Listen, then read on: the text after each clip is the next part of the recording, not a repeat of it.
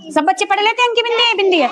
आप मान लो एक बच्चा पंचम ऐसे लिख लाया, एक बच्चा पंचम ऐसे लिख लाया है, और हमने दोनों का सही कर दिया, तो तुम लोग क्या करोगे? कहोगे मैम ये तो गलत लिखा है इसने। दूसरा करेगा कहेगा नहीं तुमने गलत लिखा, मैंने सही लिखा। होगा ये कंफ्यूजन, लेकिन दोनों का सही है। ये जो बिंदु है इसके जो अगला वाला वर्ण है, ध्यान रखना, इस बिंदु के अगले वर्ण जो है उसका वर्ग देखेंगे हम, कौन से वर्ग में वो वर्ण आ रहा है।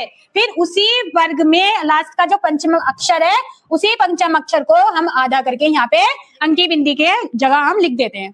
ठीक है, वही पंचम अक्षर कहलाता है, और वही क्या कहलाता है? अनुस्वार। बिल्कुल नाक बंद होना चाहिए, लंबा बोल के दिखाओ।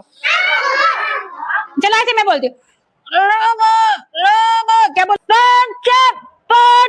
बिंदी की आवाज नहीं आ रही हमें, तो इसका मतलब ये जो बिंदी है तो कहाँ से बोली जाती है? हमारे, क्योंकि इतना ध्यान रखना हमारे नाक के ऊपर ही ये बिंदी लगती है, और इसकी जो ध्वनि है वो हमारी नाक से ही आती है।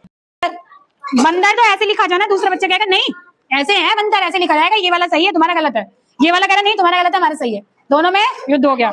हाँ, अब जब तुम्हें ये चीज क्लियर हो जाएगी कि मैम ने बताया था ये बिंदी है, उसके आगे जो वर्ण दिया हुआ है उसका जो जिस वर्ग में भी वो वर्ण आएगा उसका जो पांचवा अक्षर है उसी को हम आधा करके हम लिख देंगे, तो वो सही है। तो अब तुम्हें पता चल जाएगा बंदर ये भी सही है, बंदर ये भी ठीक है, दोनों का सही है। ठीक है, आया समझ में?